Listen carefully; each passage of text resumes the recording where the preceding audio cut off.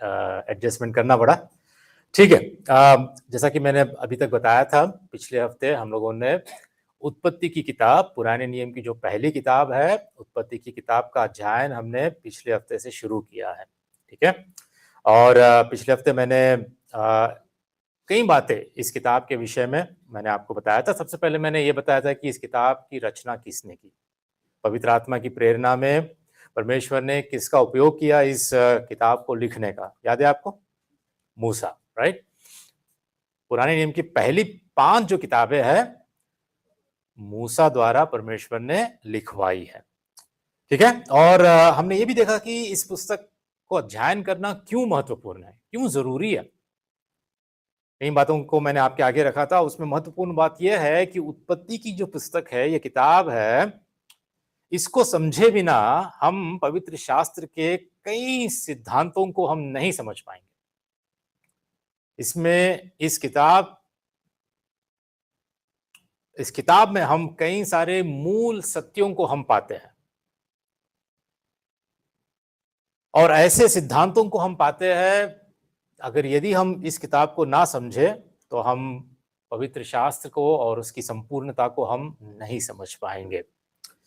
और इतना ही नहीं, हम अगर उत्पत्ति की किताब को ना पढ़े, ना समझे, तो हम सुसमाचार को भी हम समझ नहीं पाएंगे, क्योंकि सुसमाचार में सबसे बड़ी बात कि परमेश्वर ने हमारे लिए क्या किया और क्यों करना पड़ा उसको, मनुष्य की आवश्यकता क्या है। जब हम उत्पत्ति की किताब पढ़ते हैं तो हमको पाप के बारे में पता चलता है, पाप का आरंभ कहां से हुआ, परमेश्वर ने क्या किया, पाप जब मनुष्य द्वारा किया गया तो परमेश्वर ने क्या किया, उसके लिए परमेश्वर ने क्या रास्ता पहले से ही ठहराया, पाप क्या है, परमेश्वर कौन है, पाप के परिणाम क्या होते हैं, ये सारी बातें, ठीक है, ये सारी बातें जो आरंभ की बातें है, जो आदि की बातें है, सृष्टि की बातें है, सृष्टि के अलावा इजराइल का जो देश है उसका आरंभ कैसे हुआ, ये सारी बातें हम उत्पत्ति की किताब में हम देख पाते हैं। और हमने देखा कि जो पहले अध्याय का जो पहला पद था उसमें क्या लिखा है, आदि में परमेश्वर ने आकाश और पृथ्वी की सृष्टि की। इस विषय में हम लोगों ने पिछली बार अध्ययन किया था, और हमने ये सीखा था कि परमेश्वर समय से पहले है ना। जब वचन कहता है कि आदि में परमेश्वर, ठीक है, तो परमेश्वर समय से पहले है, परमेश्वर समय की सीमा से परे है। और यहां पर जो हर चीज की एक शुरुआत तो होती है, लेकिन परमेश्वर इस शुरुआत से भी पहले मौजूद है। परमेश्वर हमेशा से अस्तित्व में रहा है, समय से पहले परमेश्वर है। ठीक है, दूसरी बात हमने ये भी देखा कि परमेश्वर अनिर्मित है, मतलब परमेश्वर का कोई निर्माण नहीं कर सकता, परमेश्वर अनिर्मित है और परमेश्वर ने ही सब कुछ का निर्माण किया है। ठीक है, क्योंकि हम पिछली बार भी हमने देखा था कि कई लोग पूछते हैं ना कि यदि परमेश्वर ने हमको बनाया तो परमेश्वर को किसने बनाया, है ना, कौन है जो परमेश्वर को बनाने वाला। कई लोग पूछते हैं सवाल, और हमने देखा कि इसका जवाब काफी सरल है। परमेश्वर एक ऐसा व्यक्ति कहो, या परमेश्वर कौन है, परमेश्वर वह है जिसका कोई जन्म नहीं होता है, जिसको कोई बना नहीं पाता है, जिसकी कोई सृष्टि नहीं कर पाता है। यदि कोई पूछता है कि परमेश्वर को कौन बनाया, और हम कहते हैं कि परमेश्वर को इसने बनाया, उसने बनाया, तो फिर वो परमेश्वर हो जाएगा, है ना। इसीलिए ये सवाल ही गलत है। क्यों? क्योंकि परमेश्वर सृष्टि का भाग नहीं है। ये बात आपको जरूर हमेशा हमेशा के लिए याद रखना चाहिए। परमेश्वर जिस सृष्टि को बनाया, परमेश्वर उस सृष्टि का भाग नहीं है, परमेश्वर सृष्टि से परे है। परमेश्वर समय, सृष्टि, पृथ्वी, किसी भी चीज उससे परे है, उसमें शामिल उसका भाग परमेश्वर कभी नहीं होता है। ठीक है, परमेश्वर सृष्टि का हिस्सा नहीं है, वह समय और स्थान से परे है। परमेश्वर की रचना किसी ने नहीं की है, कोई नहीं कर सकता है। परमेश्वर शाश्वत है, परमेश्वर स्वयं अस्तित्व में रहने वाला है, वो अकारण है। सबका कारण होता है लेकिन परमेश्वर का कोई कारण नहीं, वो कारण है। ठीक है, वो हमेशा से है, वह अनिर्मित है, लेकिन वह सब चीजों का स्रोत है। सब कुछ उसी ने बनाया है, वो अजन्मा है। और मनुष्य जब कुछ बनाता है तो मनुष्य परमेश्वर द्वारा बनाई हुई वस्तुओं का उपयोग करके बनाता है, लेकिन परमेश्वर ऐसा नहीं है। परमेश्वर जब बनाया, सारी सृष्टि को जब परमेश्वर ने बनाया तो परमेश्वर शून्य से बनाया। जब कुछ नहीं था, कुछ भी नहीं था, तब परमेश्वर ने शून्य से सब कुछ बनाया है, सब कुछ बनाया है। और हमने ये भी देखा कि इस सृष्टि, इस ब्रह्मांड, जब हम देखते चांद, सूरज, तारे, ग्रह, इतना बड़ा ब्रह्मांड जो आज तक इंसान अभी तक उसकी खोज में है, पूरी तरह आज तक हमको समझ में भी नहीं आया कि ब्रह्मांड कितना बड़ा है। ब्रह्मांड में एक छोटे तिनके जैसा हमारी धरती है। तो क्यों बनाया परमेश्वर? ये सब कुछ क्यों बनाया? मकसद क्या है? बनाने का मकसद क्या है? सृष्टि का मकसद क्या है? हमने पिछली बार देखा, इसके जवाब में बाइबल बड़े स्पष्ट रूप से ये हमको बताती है। भजन की किताब में उसके 19 अध्याय का 1 और 2 पद, जहां पे ऐसा लिखा है कि आकाश परमेश्वर की महिमा वर्णन करता है और आकाश मंडल उसकी हस्तकला को प्रकट करता है। दिन से दिन बातें करता है और रात को रात ज्ञान सिखाता है। क्यों परमेश्वर, क्यों सृष्टि की रचना की? अपनी महिमा को प्रकट करने के लिए, अपनी महिमा को दिखाने के लिए, अपनी महिमा को प्रकट करने के लिए। ठीक है, और हमने ये भी देखा कि एक दिन जो सृष्टि परमेश्वर ने अभी बनाई है, जो अस्तित्व में अभी जो सृष्टि है, ये सृष्टि नाश हो जाएगी, ये सृष्टि मिट जाएगी। दूसरे पत्रस के आखिरी अध्याय में हमने देखा था कि सब कुछ विनाश हो जाएगा, और हम ये जानते हैं कि एक दिन नए आकाश और नई पृथ्वी परमेश्वर फिर से उसकी रचना करेगा। इस पृथ्वी को वो उजाड़ देगा, विनाश कर देगा, और फिर से एक नया आकाश और एक नई पृथ्वी, जैसा हम प्रकाशित वाक्य के 21वें अध्याय में हम पढ़ते हैं, परमेश्वर फिर से एक नई सृष्टि और एक नए आकाश को, एक नई पृथ्वी को हमारे लिए ले आएगा। ठीक है, ये सारी बातें हमने एक अध्याय के पहले आयत से, हमने पहले पद से हमने देखा था। लेकिन आज जो हम देखने वाले हैं वो यह है, ठीक है, हम उत्पत्ति के पहले अध्याय के दूसरे पद से लेकर हम लगभग 23 पद तक हम देखेंगे। ठीक है, 23 पद तक हम देखेंगे, जहां पर बहुत सारी बातों को हमें देखने में मिलता है। और इसीलिए आज का टॉपिक जो है, जैसा कि आप स्क्रीन पे देख रहे हैं, यहाँ पर ऑनलाइन जो देख रहे हैं उनको दिख नहीं रहा है, लेकिन जो आप देख रहे हैं, आज का टॉपिक है परमेश्वर मनुष्य के लिए एक घर बनाता है। God creates a home for man.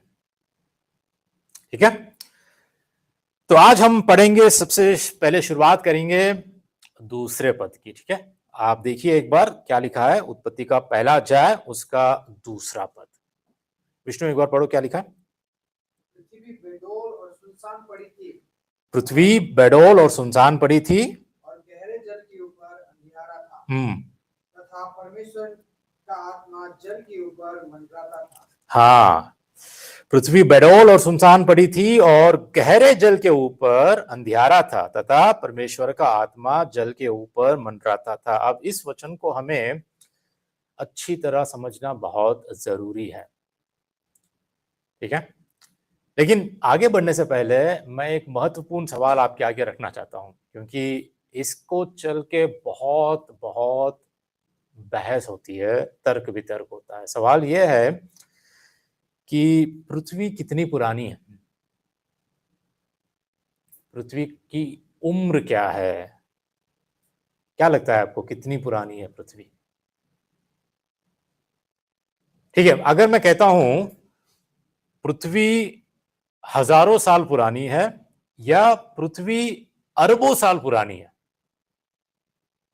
इनमें से आपका जवाब क्या रहेगा?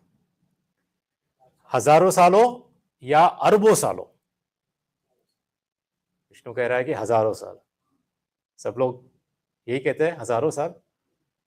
लेकिन साइंस तो कहता है कि अरबों साल, लाखों साल।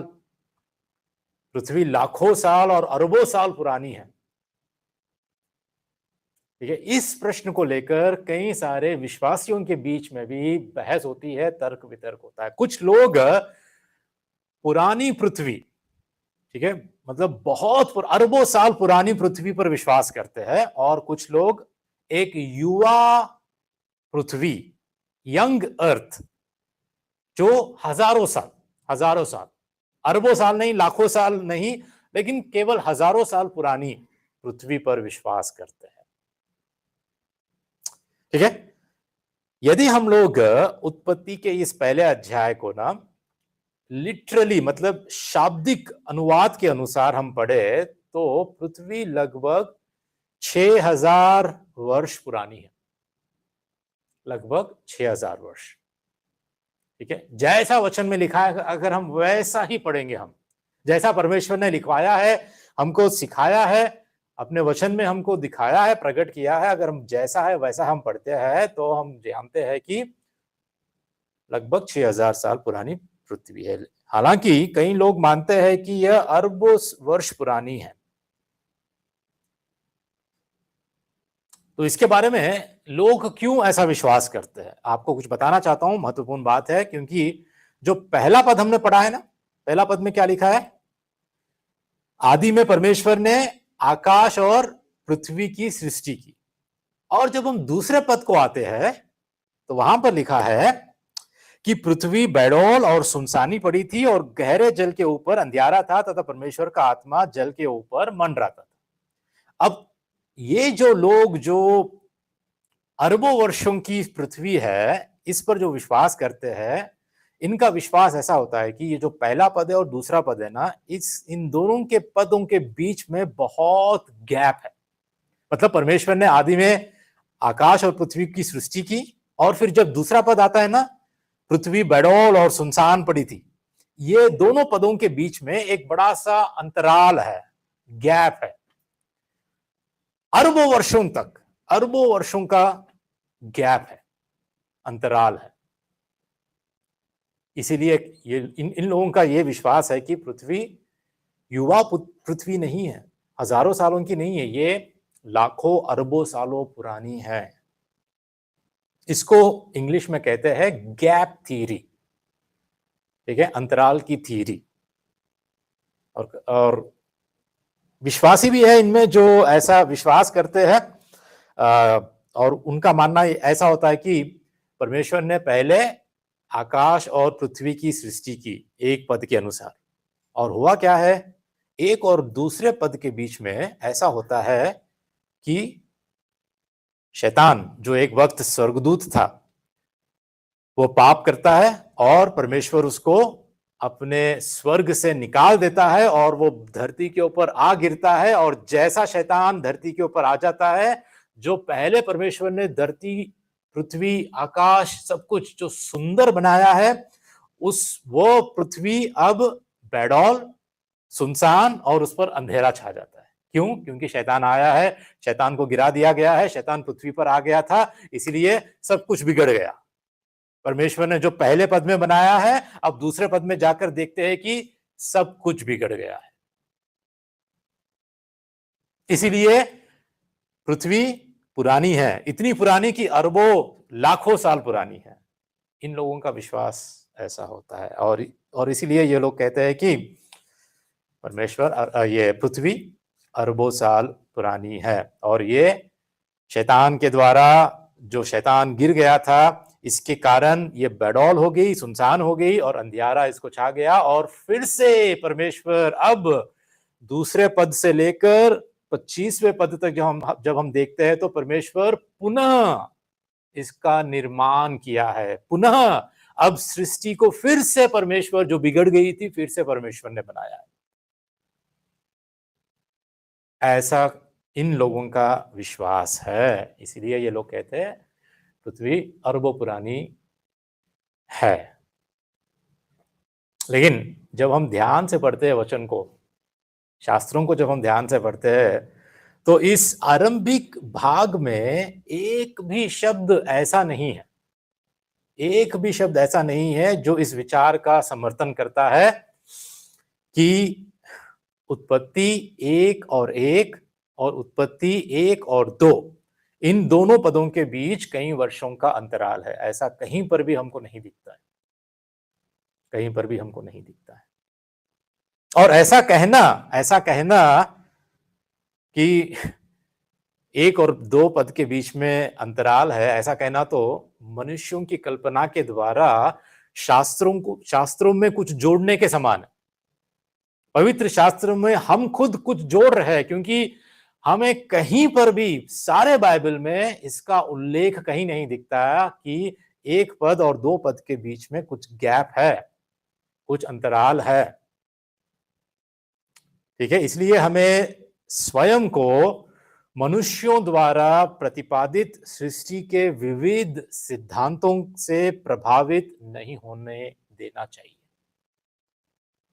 ये मनुष्यों के द्वारा ठहराए या मनुष्यों द्वारा प्रतिपादित सृष्टि के विविध सिद्धांतों को इससे प्रभावित हमें नहीं होना चाहिए। यही कारण है कि उत्पत्ति पर विश्वास करना कई लोगों के लिए बहुत कठिन होता है। विश्वासियों के लिए भी कह रहा हूं मैं। आज कई सारे कलीसिया भी है जो उत्पत्ति में जैसा लिखा है वैसा ही परमेश्वर 6 दिन में बनाया है। हाँ, 6 दिन में ही, वास्तव में 6 दिन सारी पृथ्वी का उसने रचना की। ये बात कई लोग विश्वास नहीं करते। मैं कह रहा हूं ना, कई सारे ऐसी कलीसिया भी है जो वो लोग विश्वास नहीं करते। वो लोग कहते हैं कि एक दिन समान नहीं है, एक दिन अरबों सालों के समान है, और इसलिए हो सकता है कि पृथ्वी बहुत पुरानी है। पद 1 और पद 2 के बीच में ये बहुत बड़ा अंतराल है, गैप है। इन लोगों का मानना ऐसा है। क्यों? क्योंकि वे मनुष्यों से प्रभावित हुए हैं, जो शास्त्र के सरल लेखन में जोड़ देते हैं, कुछ ना कुछ अपनी कल्पना के कारण कुछ ना कुछ जोड़ देते हैं। तो इसलिए हमें दिखता है कि पहला कारण कि ये जो थ्योरी है, जो गैप थ्योरी, जो ये अंतराल की जो थ्योरी है, जो सिद्धांत है, ये हमें शास्त्र में और कहीं पर भी किसी भी जगह पर हमको दिखाई नहीं देता है। और दूसरी बात, जब लोग ऐसा कहते हैं, और कई सारे साइंटिस्ट हो या जो रिसर्च करने वाले हैं, बड़े बड़े प्रोफेसर्स हैं, जिनका मानना यह है कि अरबों साल पुरानी पृथ्वी है, क्योंकि आजकल जो रिसर्च के कारण जो कुछ इनको मिलता है, ठीक है, खुदाई करते हैं और कुछ कुछ ऐसी पुराने जमाने की चीजें जो मिलती है ना, और उसको ये लोग टेस्ट करते हैं और कहते हैं कि ये 3 लाख साल पुरानी है या 1 अरब साल पुरानी है ना। देखिए, ये जो कुछ चीजें मिलते हैं साइंटिस्ट को, और उसको जिसको हम फॉसिल्स कहते हैं, और उसका ये अंदाजा लगाते हैं कि ये कितने साल पुराने ये हो सकते हैं। और जो भी ये मेथड्स या जो भी तरीके उपयोग करते हैं इसका अंदाजा लगाने के लिए, वो आज की डेट में 100% एक्यूरेट नहीं है। कोई भी मेथड, कोई भी तरीका 100 के 100% सटीक नहीं है। उसका कोई एविडेंस नहीं है कि कोई दावे से ये नहीं कह सकता कि हाँ, ये बिल्कुल 100 के 100% इतने साल पुराना है या हो सकता है। इसका कोई एविडेंस नहीं है।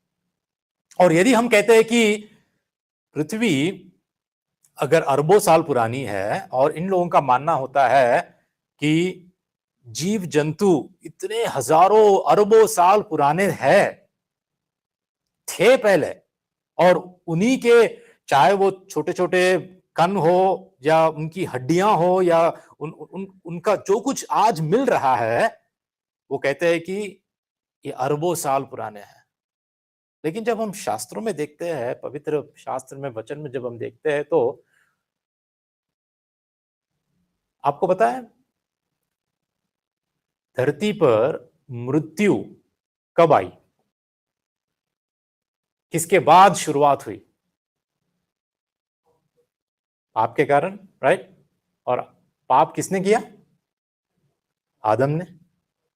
आदम ने पाप किया। आदम पाप करने से ही मृत्यु की शुरुआत हुई। तब तक मृत्यु थी नहीं थी, तब तक मृत्यु नहीं थी। जब अगर आदम के द्वारा ही, आदम से ही, हम रोमियो के 5वें अध्याय में भी हम देखते हैं कि आदम से ही मृत्यु उत्पन्न हुई, मृत्यु आई। परमेश्वर ने जब श्राप दिया तो आदम के तब से ही मृत्यु का आरंभ हुआ है। और यदि आदम से मृत्यु का आरंभ हुआ है, तो फिर ये जो आज साइंटिस्ट लोगों को मिलता है और ये कहते हैं कि अरबों साल पुराने हैं, तब मर गए थे लोग, या तब मर गए थे ये जीव जंतु, तब तो मृत्यु थी ही नहीं, तो कैसे मरे? मृत्यु तो आदम से शुरू हुई। तो जितने भी ये फॉसिल रिकॉर्ड्स जो भी है, क्या ये सच है? जबकि मृत्यु तो थी नहीं, आदम से पहले, आदम को नहीं बनाने से पहले मृत्यु थी ही नहीं, आदम से ही मृत्यु शुरू हुई है। तो यहां पर हम देख पाते हैं कि जितना भी लोग इस विषय पे जो कुछ विश्वास करते हैं, वो अगर परमेश्वर के वचन के विरोध है, तो हमें उनसे सहमत होने की जरूरत नहीं है। हमें सिर्फ वचन पर विश्वास करना है। वचन जो कहता है, हमें जैसा वो लिखा है उस पर हम विश्वास कर सकते हैं, क्योंकि यह परमेश्वर का वचन है। ठीक है? केवल अंध बुद्धि और अंध ज्ञान से नहीं, अंधविश्वास से नहीं, परंतु आज साइंटिफिकली भी, ठीक है, साइंटिफिकली भी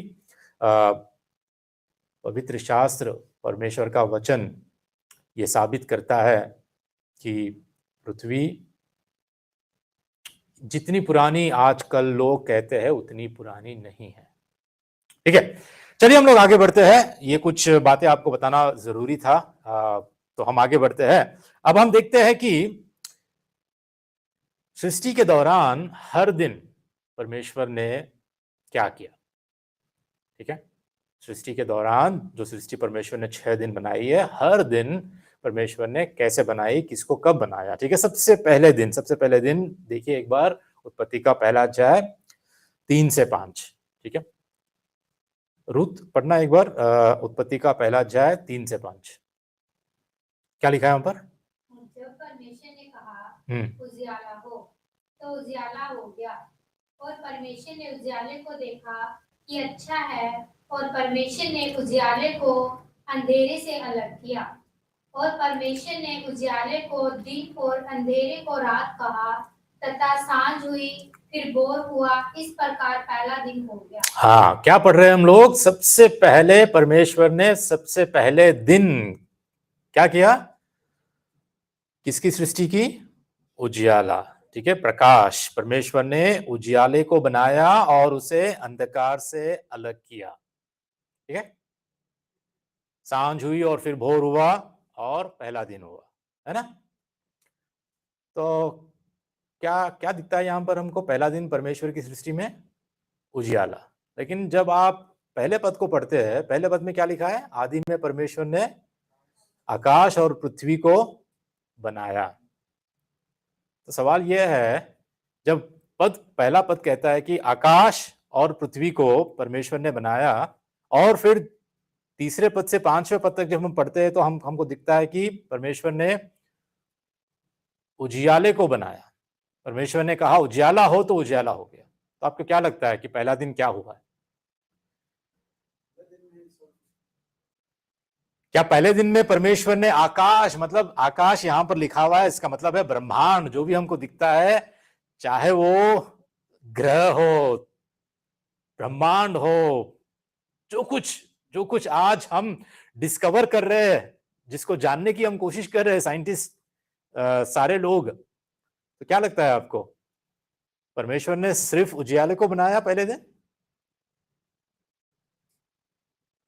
वचन कहता है कि परमेश्वर ने आकाश और पृथ्वी, मतलब पहले दिन पृथ्वी को बना दिया परमेश्वर ने, है ना, ब्रह्मांड को, और ब्रह्मांड के साथ साथ पृथ्वी को भी पहले ही दिन परमेश्वर ने बनाया था। लेकिन जब पृथ्वी कैसी थी, बेडौल थी, सुनसान थी, अंधियारा छाया हुआ था।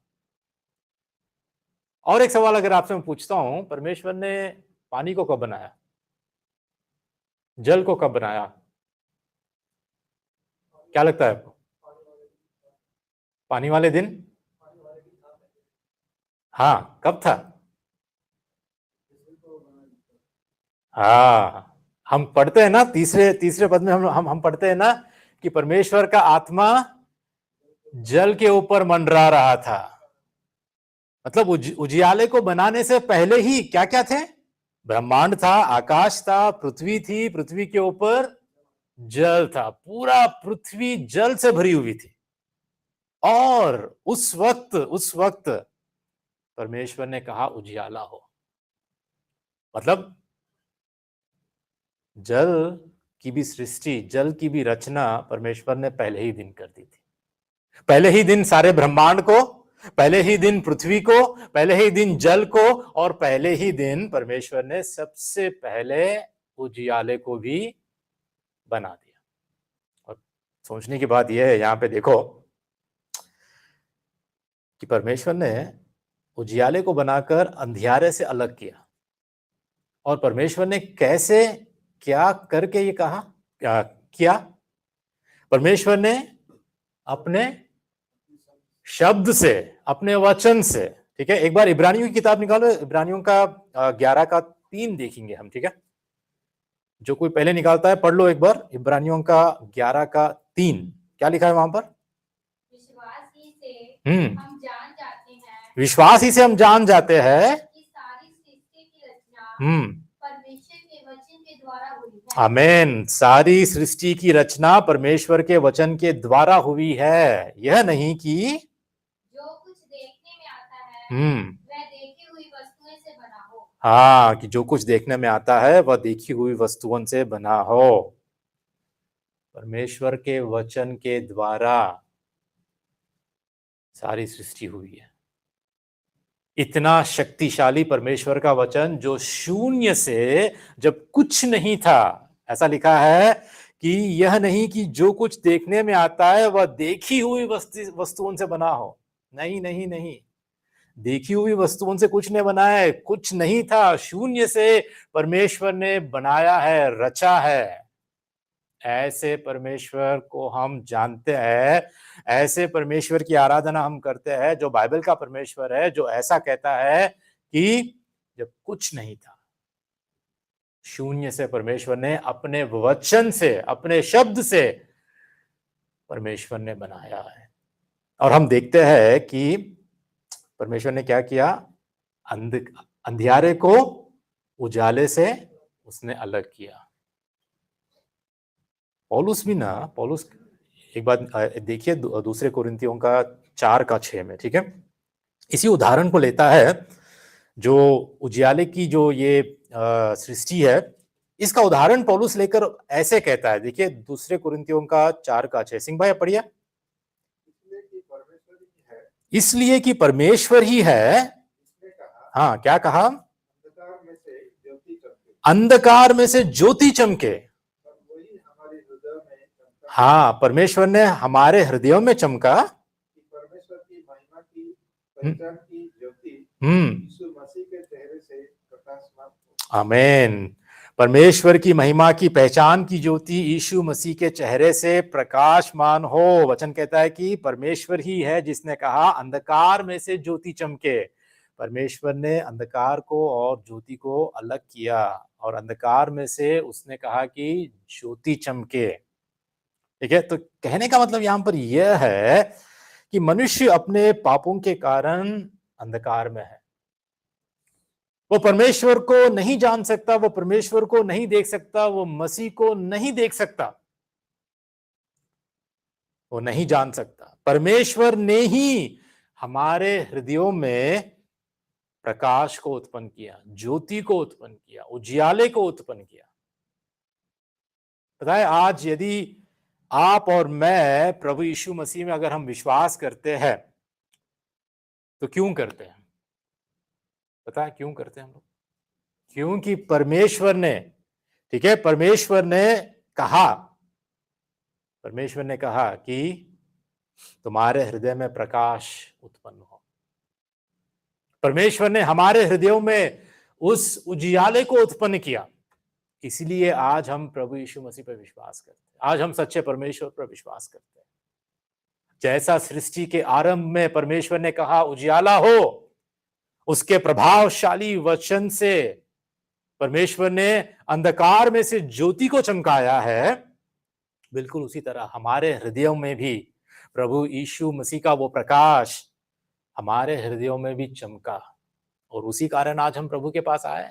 वरना ना तो ये तुम्हारी भलाई है, ना तो मेरी भलाई है, ना तो हमारी धार्मिकता है, हमारे अंदर कुछ नहीं है कि हम उसके पास आ पाए। ये परमेश्वर का कार्य है, परमेश्वर ने ऐसा किया है, और परमेश्वर ने कहा कि तुम्हारे हृदय में प्रकाश उत्पन्न हो, तो इसीलिए हम लोग परमेश्वर के पास आए हैं। और इसलिए हमको परमेश्वर का धन्यवाद करना चाहिए, परमेश्वर की स्तुति करना चाहिए, उसकी दया के लिए हमें उसका धन्यवाद करना चाहिए कि उसने हमें उसे देखने की अनुमति दी। वरना हम अंधे थे, हम भटके हुए थे हम लोग। और इतना ही नहीं, पौलुस देखिए वही दूसरे कोरिन्थियों का 6:14 में पौलुस अब ऐसा कहता है, ठीक है, परमेश्वर ने जो उजियाला बनाया और उसे अंधकार से अलग किया है ना, इसी का उदाहरण लेते हुए विष्णु पढ़ो दूसरे कोरिन्थियों का 6:14। 6:14 में क्या लिखा है देखो। विश्वासियों के साथ आसमान जुए में ना जुतो। आसमान नहीं, आसमान लिखा है, तुम सृष्टि में अभी असमान, ठीक है, आसमान नहीं असमान, मतलब दोनों समान नहीं होते हैं ना, जिसको हम कहते हैं असमान, आसमान नहीं, ठीक है। अविश्वासियों के साथ असमान जुए में ना जूतो। हाँ, क्या लिखा है? हाँ, धार्मिकता और अधर्म का क्या मेल झोल, या ज्योति और अंधकार की क्या संगति। एग्जैक्टली इसी तरह जिस तरह परमेश्वर ने अंधकार और ज्योति को अलग किया। अब पौलुस यहां पर हमको यह सिखाने की कोशिश कर रहा है कि देखो, एक विश्वासी और अविश्वासी दोनों समान नहीं हो सकते। असमान जुए में नहीं जोए जा सकते। धार्मिकता और अधर्म का क्या मेल झोल है, और इसी प्रकार ज्योति और अंधकार की क्या संगति। कभी एक विश्वासी और अविश्वासी की दोनों की संगति नहीं हो सकती मसीह में।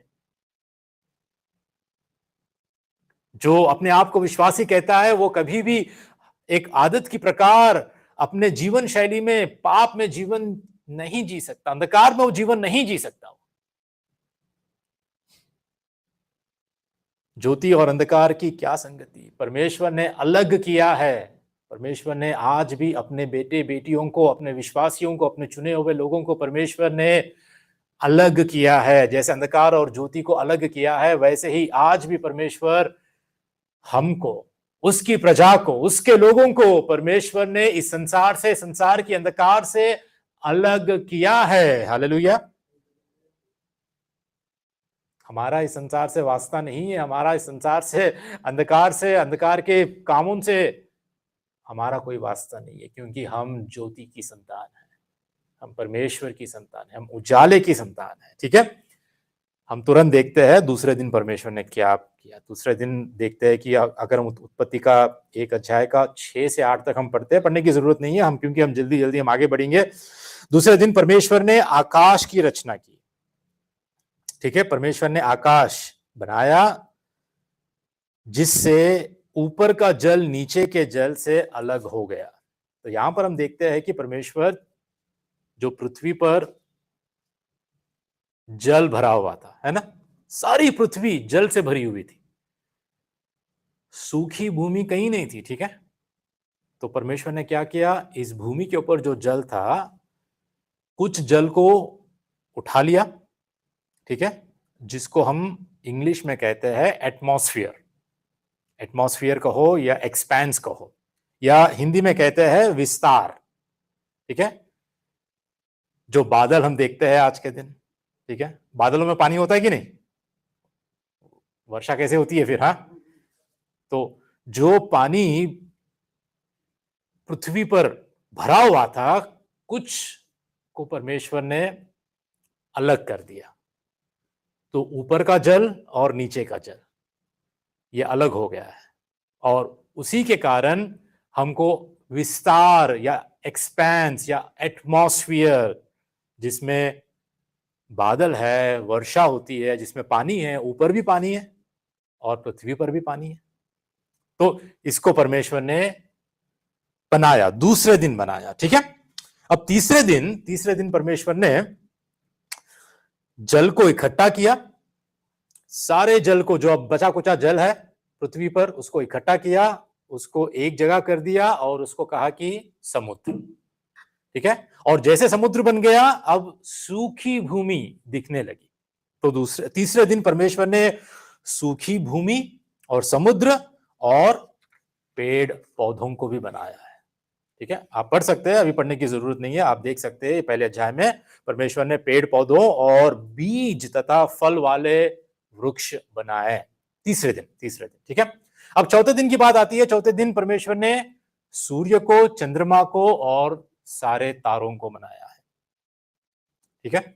सूर्य, चंद्रमा और तारे, इनका उद्देश्य क्या था? वचन को आप पढ़ते हैं तो इनका उद्देश्य था कि प्रकाश देना,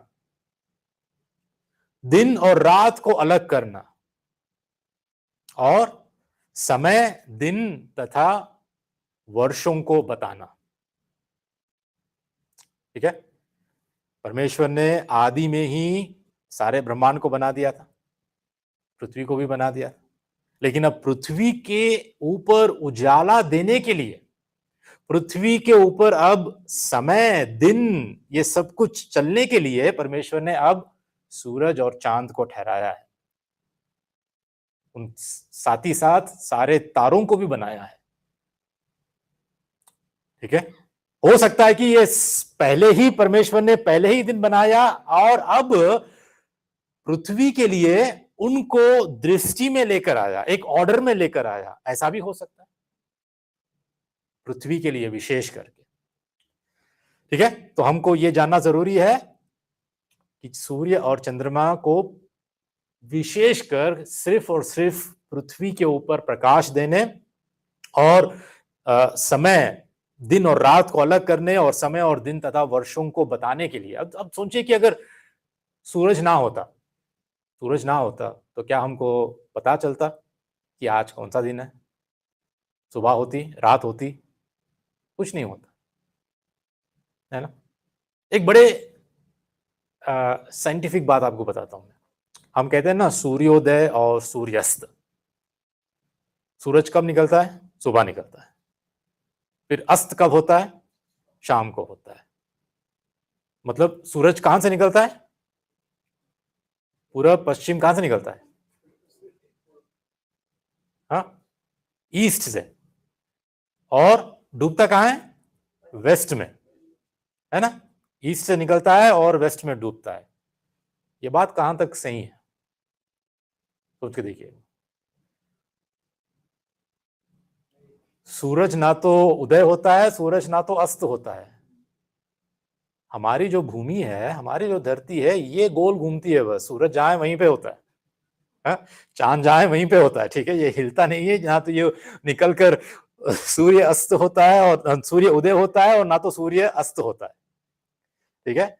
सिर्फ हमारी धरती है जो घूमती रहती है, और जब ये सूरज के पास आती है तो सुबह होती है, और ये जब सूरज से दूर हो जाती है तो रात होती है। बस इतना ही फर्क है और कुछ नहीं है। लेकिन ये हमको समझ में आने के लिए ना, समझ में आने के लिए, दिन का काउंटिंग होने के लिए, वरना हमको पता नहीं चलता है कि आज कौन सा डेट है, हम कितने वर्ष के हैं, हम कहां पर है, कितने दिन हो चुके हैं, इतिहास में क्या हुआ है, हमको कुछ इसका आइडिया भी नहीं। लेकिन परमेश्वर ने ठहराया है सूरज को, चांद को, ताकि जब धरती घूमेगी ना, तब हमको पता चलता है कि 24 घंटे में दिन होता है, एक दिन का समय 24 घंटे में पूरा होता है। ठीक है, तो चौथे दिन परमेश्वर ने सूर्य, चंद्र को और तारागण को सृष्टि की। लेकिन कई बार लोग पूछते हैं कि भैया क्या जो अन्य ग्रह है ना, क्या उन ग्रहों पर एलियंस है क्या? है? क्या लगता है आपको? आपने कभी देखा किसी एलियन को किसी दूसरे ग्रह से आकर यहाँ पर कुछ करने जो किया है? कई सारे डॉक्यूमेंटेड, पता नहीं, कई सारे लोग या साइंटिस्ट या रिसर्चर जो भी है वो कहते हैं कि हाँ एलियंस होंगे, हो सकते हैं क्या, लेकिन जहां तक बाइबल की बात है हमको ऐसा कहीं नहीं दिखता है। धरती के सिवाय, धरती के ऊपर मनुष्यों के सिवाय और दूसरे ग्रहों पर और कोई जीवित प्राणी तो हमको आज तक दिखाई नहीं दिया है और बाइबल के अनुसार है भी नहीं। लेकिन कुछ प्राणी है, पता है कौन है? मनुष्यों के अलावा कुछ प्राणी है। कौन है? स्वर्गदूत है ना, जिनको हम एंजल्स कहते हैं, स्वर्गदूत है। बस इसके सिवाय बाइबल हमको और तीसरे प्राणियों के विषय में नहीं बताती है कि और भी कोई दूसरे ग्रहों पर है। एलियंस के बारे में हमको पता नहीं, हम जब परमेश्वर से मिलेंगे तब हम पूछ लेंगे, लेकिन बाइबल में तो कहीं पर उसका उल्लेख नहीं है। ठीक है, पांचवें दिन परमेश्वर ने मछलियों को और पक्षियों को बनाया। ठीक है, परमेश्वर ने मछलियों को और समुद्र के जितने भी जीव है उनको बनाया है। परमेश्वर ने पक्षी बनाए जो आकाश में उड़ते हैं, पांचवें दिन। ठीक है, छठवें दिन परमेश्वर ने भूमि के जीव जंतु, ठीक है, मतलब परमेश्वर ने पशुओं को, जो रेंगने वाले जीव है, जो जंगल में जो जंगली जानवर है, उन सबको कीड़े मकोड़े जितने भी है, जो भी है, परमेश्वर ने उन सब की रचना की छठवें दिन। और साथ ही साथ परमेश्वर ने पुरुष और स्त्री को अपने स्वरूप में बनाया और उन्हें पृथ्वी पर अधिकार दिया। ये हुआ है छठवें दिन और इससे सृष्टि का बनाना समाप्त हो गया है। आने वाले हफ्ते में इस मनुष्य की सृष्टि के बारे में मैं बाद में बताऊंगा, लेकिन बात तो यह है कि आज हमने देखा कि सृष्टि के इन 6 दिनों में परमेश्वर ने अपनी शक्ति को, अपनी महानता को, अपनी ईश्वरत्व को, अपनी सामर्थ्य को उसने प्रकट किया। और यह ऐसा है जैसे परमेश्वर ने मनुष्य के लिए एक घर बनाया है ना। अब सोचिए एक बार कि जब आपकी शादी हो जाती है और आपका बच्चा पैदा होने वाला है, ठीक है, एक नया शिशु जन्म लेने वाला है, तो माँ बाप क्या करते हैं? उसके आने से पहले क्या करते हैं? अपने घर को उसके आने के लिए तैयार कर लेते हैं, है ना। उसके लिए झूला खरीदते हैं, आने वाले शिशु के लिए उसके कपड़े हो, उसके डायपर्स हो या दूध हो। अभी अभी हाल ही में शिल्पा बहन की बेटी हुई है, तो सोचिए कि कितना कितना उन्होंने पहले से अपने आने वाले बच्चे के लिए कितना प्लान किया, कितना प्रिपेयर किया, कितना बनाया है ना। चाहे उसके खिलौने हैं, उसका झूला हो, उसके लिए जो भी जरूरी चीजें हैं वो खरीदते हैं और तैयार करते हैं, और जब बच्चा आ जाता है तो उसको इस तैयार किए हुए घर में उसको लेकर आते हैं। बिल्कुल ऐसा ही परमेश्वर मनुष्य को बनाने के पहले ही ना मनुष्य के लिए एक घर बना दिया है। परमेश्वर मनुष्य की इतनी परवाह की कि मनुष्य को एक सुंदर सा, इतना सुंदर, इतना महान और इतना अच्छा एक घर बनाकर दे दिया है, जिसमें हम परमेश्वर की महानता को देखते हैं। और जैसे कि मैंने पिछले हफ्ते आपको बताया कि परमेश्वर जो रचना की, जो सृष्टि की, टेलीस्कोप से लेकर माइक्रोस्कोप तक, जो कुछ आपको टेलीस्कोप में दिखता है, जो कुछ आपको माइक्रोस्कोप में भी दिखता है, जितनी बड़ी चीज आपको दिखेगी टेलीस्कोप में और जितनी छोटी सी चीज आपको माइक्रोस्कोप में दिखेगी ना, वो हर एक बात, हर एक चीज परमेश्वर की महिमा को घोषित करती है। आमीन। परमेश्वर की महिमा को घोषित करती है। और एक बार बाइबल में हम देखते हैं कि अय्यूब जब वो पीड़ा में था, कष्ट में था और शिकायत कर रहा था, तो परमेश्वर ने क्या कहा पता है अय्यूब से? परमेश्वर ने कहा कि जब मैं पृथ्वी की नींव डाला, अय्यूब तो कहाँ था? जब मैं पृथ्वी की बुनियाद को मैंने बनाया था, अय्यूब तो कहाँ था? कई बार हम परमेश्वर पर हम संदेह करते हैं और कई बार हमको शक भी होता है, लेकिन जब हमें परमेश्वर के बारे में संदेह होता है, जब हम इस बात पर संदेह होता है कि क्या परमेश्वर पर्याप्त है, काफी है, क्या परमेश्वर पर्याप्त बुद्धिमान है, क्या परमेश्वर शक्तिशाली है, क्या परमेश्वर सच में मुझसे प्रेम करता है, क्या सच में परमेश्वर मनुष्य जाति से प्रेम करने वाला परमेश्वर है? ऐसा जब भी हमको संदेह होता है ना, जब हम हमारे आजू बाजू की सृष्टि को हम जब देख लेते हैं ना, तो हमको एहसास होना चाहिए कि हाँ, बाइबल का परमेश्वर, हमारा परमेश्वर, बाइबल का परमेश्वर ये पर्याप्त है, ये बुद्धिमान है, ये सर्वशक्तिमान है, यह हमसे प्रेम करने वाला है। इसीलिए उसने मनुष्य को एक घर दिया है। सृष्टि में ही परमेश्वर ने मनुष्य के लिए घर बनाया है। देखिए, आज मेरी प्रार्थना यही है कि हम इस परमेश्वर को, सृष्टि में परमेश्वर की हम महानता को जाने और उसके आगे हम दंडवत करें कि परमेश्वर कितना महान है। एक आखिरी बात मैं आपके आगे रखना चाहता हूं। एक गाना है, बड़ा सुंदर गाना है, बड़े भक्त ने इस गाने को लिखा है और इस गाने को हमने कई बार गाया है। ठीक है, ये गाना है प्रभु महान विचारों कार्य तेरे। ठीक है, प्रभु महान विचारों कार्य तेरे, कितने अद्भुत जो तूने बनाए हैं। एक एक बात को आप यहाँ पर ग्रहण कीजिए, सुनिए, ध्यान दीजिए कि परमेश्वर की महानता यहाँ पर इस भक्त ने किस रीति से वर्णन की। सबसे पहले वचन में ऐसा कहता है कि प्रभु महान विचारों कार्य तेरे, मैं तेरे कार्यों पर विचार करता हूं तो जानता हूं कि कितने अद्भुत है तूने जो बनाए। देखूं तारे, सुनूं गर्जन भयंकर, सामर्थ तेरी सारे भूमंडल पर, और इसलिए मैं गाता हूं प्रशंसा होवे प्रभु यीशु की, कितना महान, कितना महान।